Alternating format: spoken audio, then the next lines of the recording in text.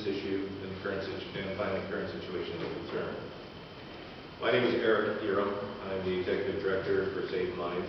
SafeMinds is a nonprofit that's been working for over a decade at reducing mercury exposures to prevent their neurodevelopmental impact. SafeMinds was founded by a group of parents who became motivated to act on concerns with the cumulative amount of mercury infants and children received as the vaccine schedule expanded without regard to the total amount of mercury present in those vaccines. Since then, SafeMinds has sought to minimize all early life exposures to neurotoxins and to promote the development and use of the safest vaccines possible for all childhood immunization programs. In the course of our work, we've become increasingly aware of potential inadequacies for addressing vaccine safety issues, both in terms of the rapid onset adverse events and longer-term adverse outcomes. One of the pieces of the system that should be working to help address such problems is the Vaccine Injury Compensation Program. As a result, we chose to host this briefing in hopes of bringing greater congressional attention to the need for reforms. Our speakers today are among some of the most experienced with the program. So first, I'd like to give you a little overview of what's going to be taking place. We'll have 4 scheduled speakers going for about 7 to 10 minutes each.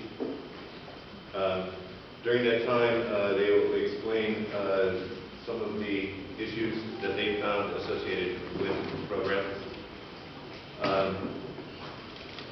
We understand that congressional staff do have tight schedules, and sometimes it becomes necessary for them to have to leave the room early. So if you do have a question and you do have a tight schedule and you do want to get that in before you depart, please raise your hand. We'll recognize you. Otherwise, we will hold questions until everyone has presented, so you get the big picture and then are able to formulate your questions and get responses to everything.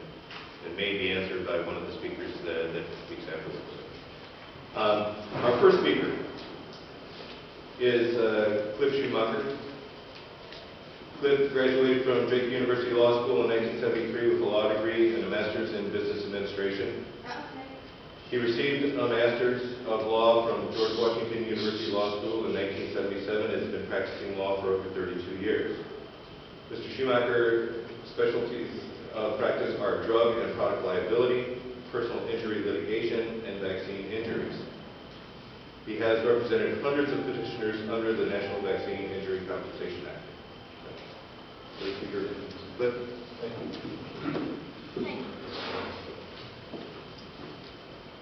Thank you very much. Thank you all for being here and taking your time out on this lovely Friday morning when we'd all rather be outside enjoying the weather, right? Before I start, let me tell you something that I am not.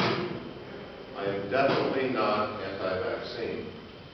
The year I was born, my sister, who was then 9 years old, contracted paralytic polio and has spent her life in a wheelchair because in 1948 there was no polio vaccine.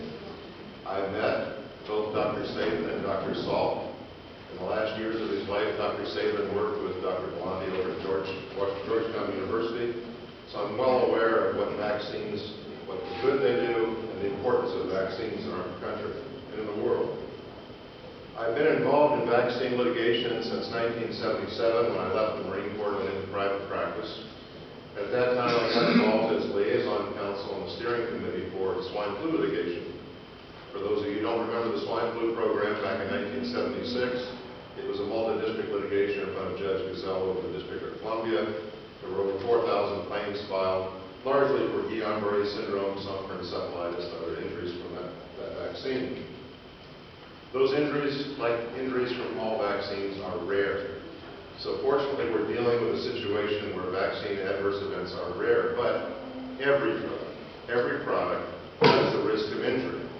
And in 1986, there was actually in 1985, there was a program at Georgetown where one of the professors said that, we need to treat the children who are our warriors, our pediatric warriors against infectious diseases.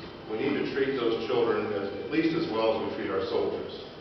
And our soldiers go out to fight in wars, and when they're injured, we don't bring them back and say, well, thank you for your contribution to the war effort, best of luck with your disability, and send them on their way. We take care of them. And so in 1986, Congress brought together a disparate group of people, manufacturers, parents, all kinds of people came together to pass a no-fault Vaccine Compensation Act. That act was more than just compensation. It dealt with things like vaccine safety. It dealt with a lot of issues related to vaccines. One of the problems we have with the vaccines, for instance, in this country, the safety issue, is the same people who are promoting vaccines and encouraging larger and larger percentages of people to take vaccines are the same people who are monitoring safety. So if you can imagine back in the days when people used to go on TV and say that smoking was good for your health and had all kinds of health benefits, we can laugh at that today because there was such a time.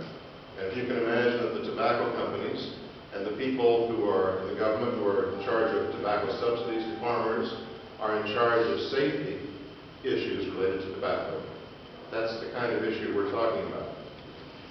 The Vaccine Compensation Program was designed by Congress and intended to be petitioner-friendly, informal, non-adversarial, generous, and speedy.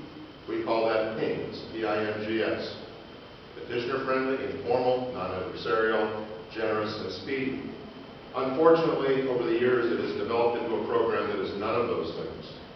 If you look at measures of success, and Congressman Issa is often talking about quality circles and measures of success.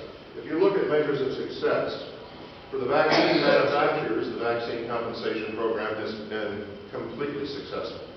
It has largely eliminated lawsuits against the administrators and the manufacturers of vaccines. With the recent decision of Brunswick from the Supreme Court, something that Congress, I don't think, ever intended has now occurred. The statute that was passed in 1976 provided that if you went through this no-fault program, and if you were not satisfied with the result, then you could elect to opt out of the program, reject the decision of the program, and file a civil suit. Nobody ever did, but now the Supreme Court has made it largely impossible by eliminating any of the traditional theories of liability that one would use in suing a manufacturer. Now, the compensation program itself should be enough to keep anyone from ever wanting to sue a manufacturer. Think about it. If you don't have to prove fault, you don't have to prove that anybody did anything wrong, you simply have to prove the vaccine caused your injury. If that proof were very simple in a program, and why do we have different burdens of proof? Let's talk about that in a minute. We know that we have different burdens of proof depending on the circumstance. For the criminal situation, it's beyond a reasonable doubt, because we don't want to run the risk of convicting someone who might be innocent. We'd rather see a few guilty people go free than the other way around.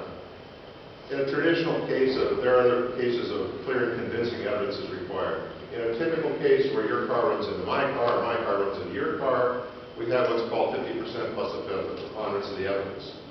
And that's because we feel the person that has the burden of proof should be able to prove that more than 50% likely. In a compensation program like this, that should not be the burden of proof. We're not saying that anybody did anything wrong. We're not criticizing anybody. We're not doing anything to suggest blame or fault in this program. So the program should be like a workers' compensation program or a veterans' compensation program or one of the many remedial compensation programs where the burden of proof is very low. So if you had a program where the burden of proof was truly low and if people couldn't succeed in that program, no lawyer in their right mind is going to reject that judgment and go file in a civil suit where they have to have a higher burden of proof for causation and they have to prove a theory of liability. So that's not going to happen. So for vaccine safety, the program has also not been good if you measure success. Why is that? Because there's no accountability anymore. We tell pregnant women today, don't eat the fish because of the risk of mercury in fish. You've seen it, you've heard it. It's posted on lakes and ponds. And yet today as we speak, we are still injecting mercury-containing flu vaccines in pregnant women and children. Not my daughter, not my children because I know better, but yours are receiving. For advocates of tort reform, if we measure success, this program has been an abysmal failure. As a matter of fact, the program is probably the poster child for why tort reform will never work.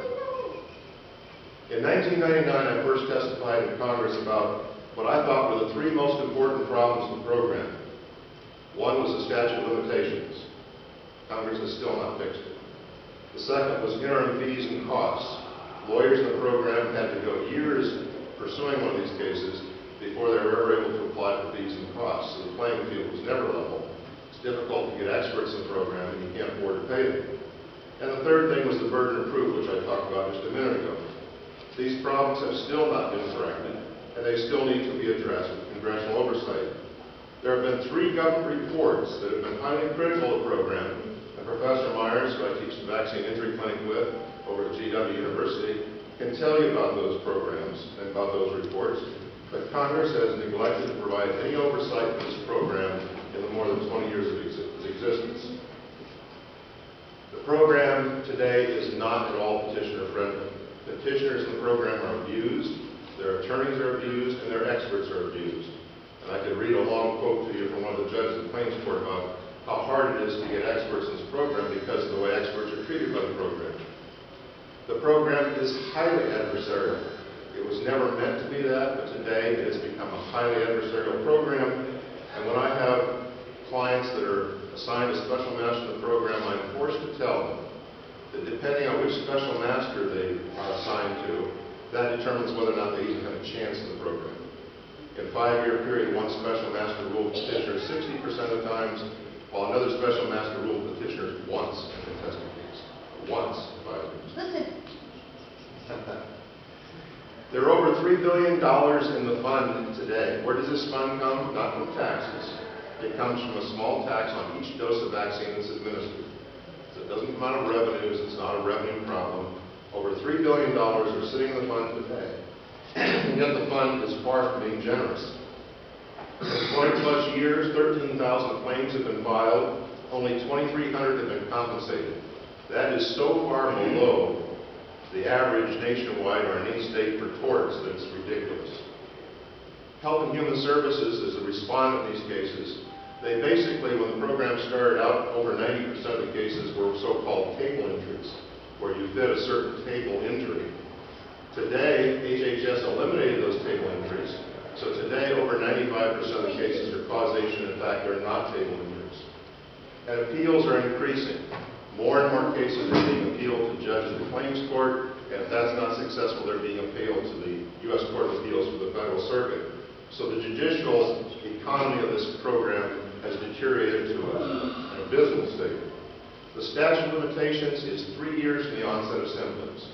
Many parents have no idea their child's been injured by a vaccine until beyond the 3-year statute of limitations.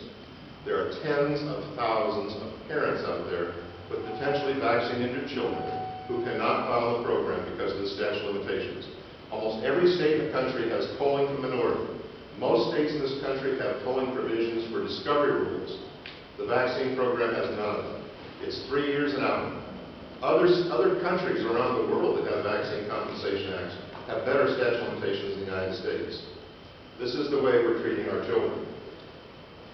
Today we are creating an internet underground of dissatisfied citizens who have been abused by this program and are now calling for the end of this program. These are the same parents who we're seeing are not vaccinating their children because they don't have the confidence in the government that's providing this program. If you talk to 900 or 1,000 lawyers in this country and ask them if they've ever heard of the program, maybe you'll find one of 1,000 that's even heard of the program.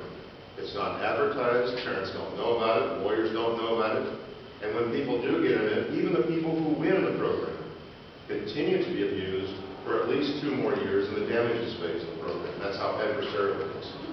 The program needs to be fixed. Congress needs to fix it. If you don't fix it, there are a lot of people calling for you to eliminate it. You're not business as usual, suing doctors and manufacturers.